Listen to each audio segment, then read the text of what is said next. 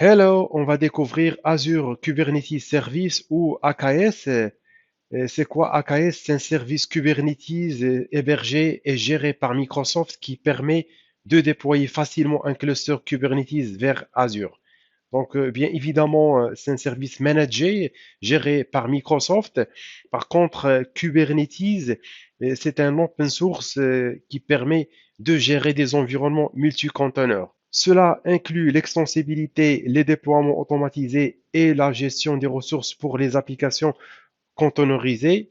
Kubernetes permet de se concentrer sur les charges de travail des applications en faisant abstraction de l'infrastructure sous-jacente.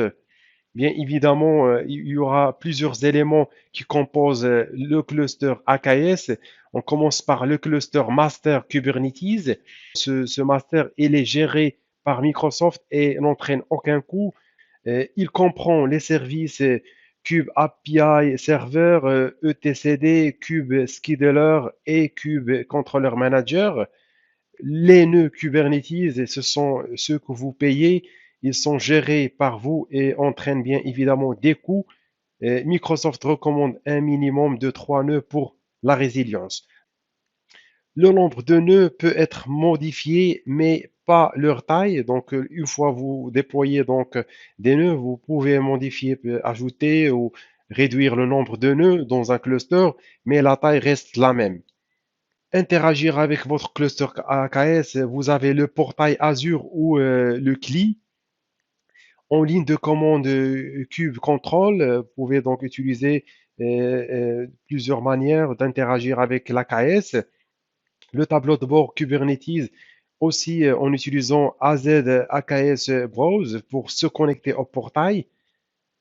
Vous avez un tableau de bord Kubernetes et vous devez exécuter un Azure CLI. Et vous installez juste les outils avec cette commande AZ AKS install CLI. Après, vous avez donc une commande qui permet de récupérer les credentials. AZ AKS get credential-g, bien sûr, le ressource group, -n, le nom du cluster AKS.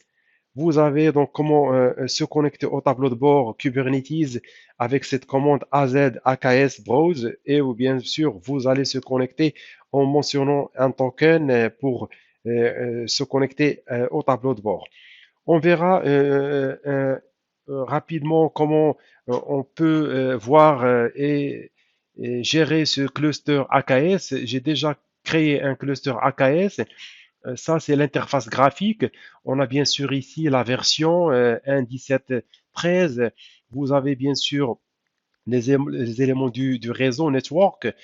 Au niveau sitting, vous avez node pool. On verra que ici il y a un seul node. Vous pouvez donc cliquer avec l'interface graphique et ajouter le nombre de pools. Vous pouvez donc, il y a une limitation parfois, il faut juste faire attention.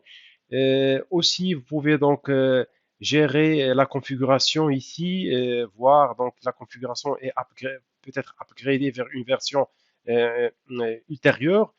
On va maintenant se connecter à travers la console CLI et voir quelques commandes, comment interagir avec ce cluster.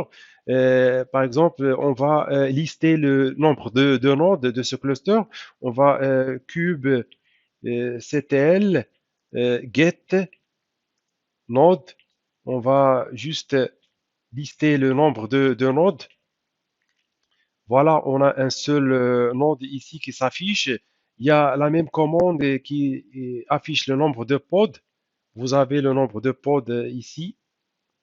Voilà, il y a un seul pod. Vous pouvez aussi lister les services. Si vous avez donc liste des services, on peut voir ici. Voilà, donc vous pouvez voir les services avec une IP publique qu'on peut utiliser pour voir donc l'accès à ce cluster. Comme vous voyez, il y a derrière du Nginx qui est déployé au niveau du cluster.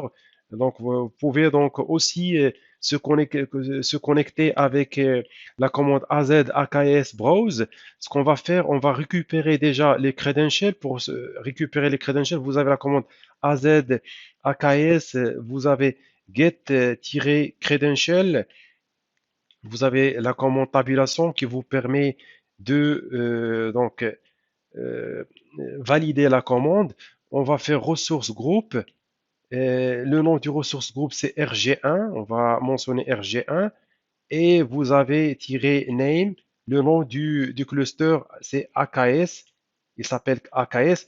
On va exécuter cette commande. Voilà, donc les credentials ont été récupérés dans ce chemin. Ce qu'on va faire, on va se connecter, ouvrir plutôt ce fichier avec une commande VI ou more.